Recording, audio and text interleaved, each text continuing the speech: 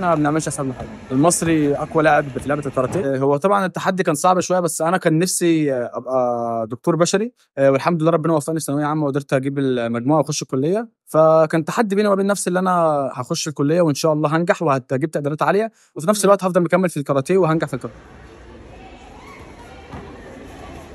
الموضوع في الاول طبعا كان صعب شويه في تنظيم الوقت ما بين الكليه، لان حتى الكليه يعني طب دراسه عمليه محتاجه حضور مستمر.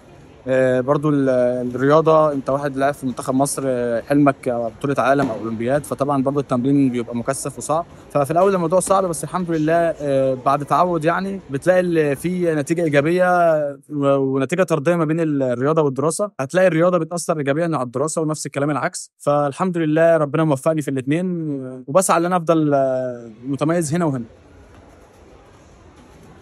الاهتمام طبعا اقل جدا من الالعاب الجماعيه زي الكوره، مع ان الانجازات يعني ما تتقارنش اكبر بكتير. ببعض. بس مؤخرا يعني ابتدت في جهود كتيره لزياده الاهتمام بالالعاب الفرديه.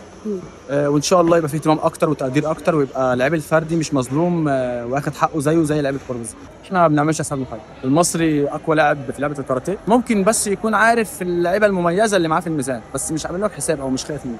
طبعا اللي هي القرعه بتبقى قرعه المنافسه بتبقى موجوده، بتتعمل قبل اللعب مثلا بيوم، فانت بتبقى عارف انت هتلاعب مين. بيبقى عندك وقت انك تدرسه وتتفرج عليه. وقت البطوله بتتفرج على الخصم بتاعك، معاك مدربك بيتفرج عليه معاك. بتبتدوا تحطوا خطه تلعب بيها قدام المنافس دوت عشان تقدر تكسبه. كان في لاعب كنت يعني في لعيب كويس من فرنسا، كان يعني اقوى منافس لعبته، يعني كان في بطوله البحر المتوسط، كان بطل عالم في فرنسا وسنه اكبر مني ومخضرم يعني، عنده والحكام خبره كلها كمان. فطبعا كان عندي قلق شويه طبعا من الخصم دوت.